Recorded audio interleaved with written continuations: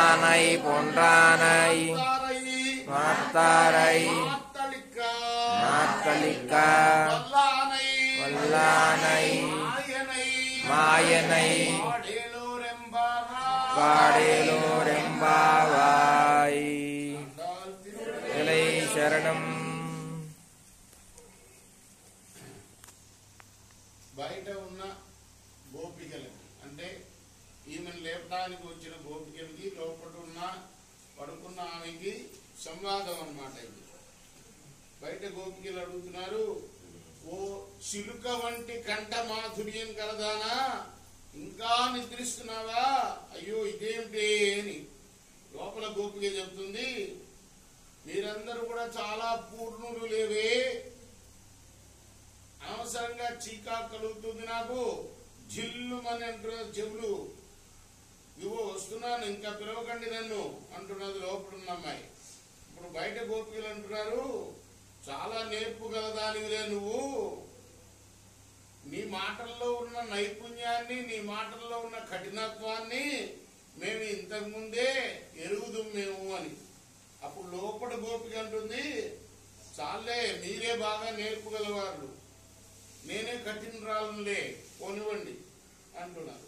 బయట గోపికలు అప్పుడు అడుగుతున్నారు, నీకు ప్రత్యేకత ఏమిటి, ఏకాంతంగా ఎందుకున్నావు, మాతో రాకుండా వేగంగా బయటికి రా అని అంటున్నారు. అప్పుడు లోపల గోపికలు అంటున్నామే, అందరూ వచ్చారా అని. బయట గోపికలు అన్నారు, వచ్చారే, నువ్వే వచ్చి లెక్కించుకో కావాలంటే. ఇప్పుడు లోపల అమ్మాయి అంటుంది, సరే నేను వచ్చి ఏం చేయాలో చెప్పండి అని.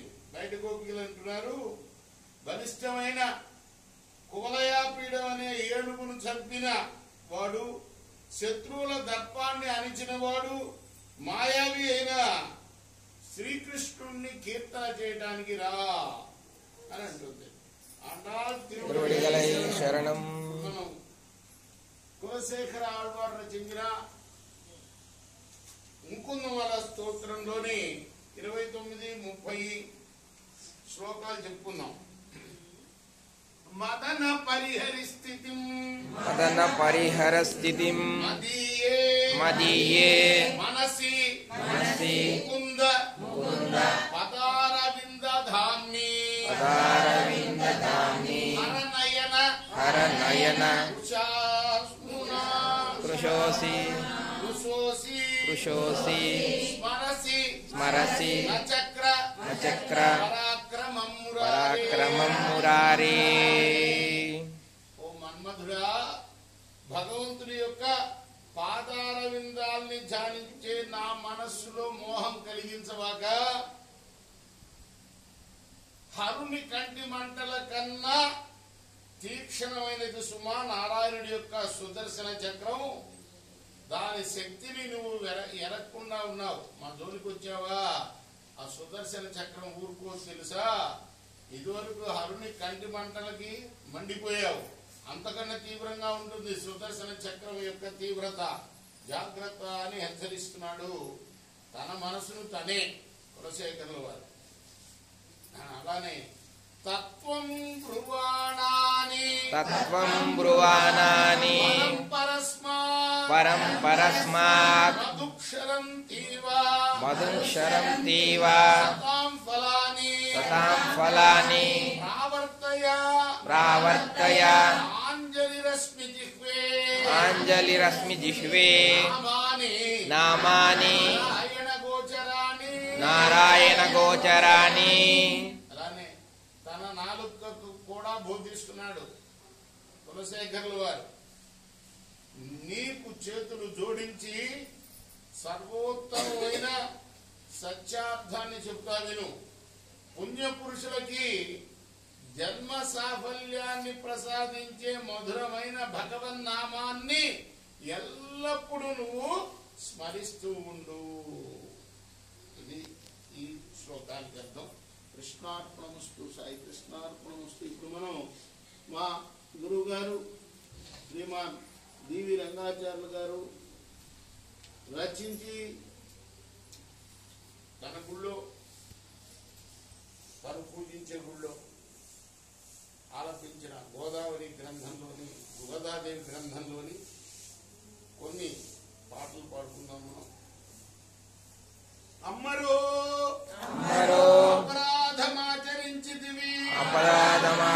పలికితివి సమ్మతిన్ హరిసేవా సల్పనిట్లవును దైవ పూజకు కూర్చు దండలన్నీవు సేవకున్మున్నే దయచేసి కోతగునే భోగీంద్రశయనుని పూజించి అబల ముదము మీరగ నీవు ముడిచుకో నొప్పు అని పల్కి ఇస్సురో అని బాధపడుచు మనమున చింతతో మరలి నా తండు ఎంతట అపచారము అనలేని దొసగు భక్తితో కొలిచినన్ ఫలము లేదాయే ఆండాల్ తిరువడిగలై శరణం.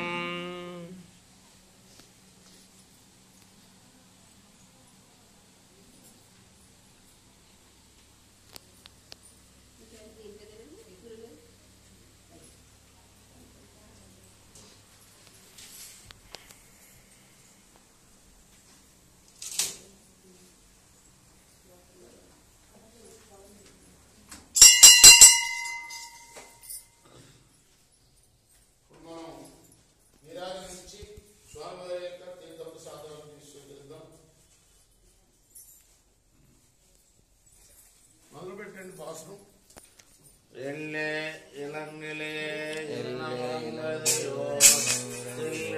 அலையில் மின் நங்கை நீர் போதரக்கின்றேன் வள்ளே உன் கட்டுரைகள் பண்டே உன்வாய் அருதம் வள்ளீர் கரு நீங்களே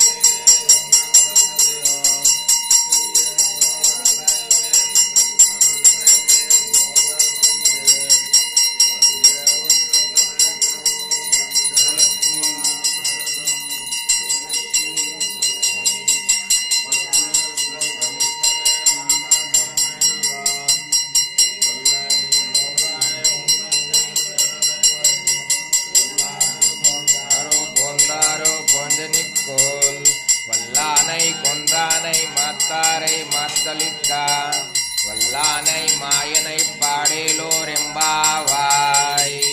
எல்லே இலங்கியே இன்ன முருங்கிதியோ சில்லைந்தன்லை என்மின் மங்கள் மேல் போந்தாருகின்றேன் வல்லையுன் கட்டுரைகள் பன்றே உன் வாய்த்திரவும் வல்லேல்கள் நீங்களே நானாதே நாயுடுகா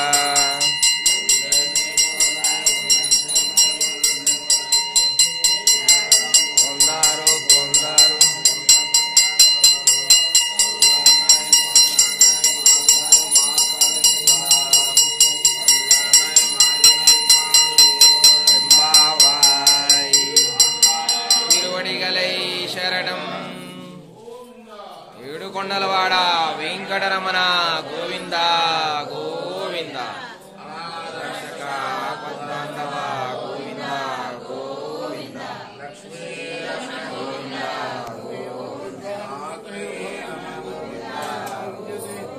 ఓం సహస్రశీర్షం దేవం విశ్వాక్షం విశ్వశంభుం విశ్వనారాయణం దేవం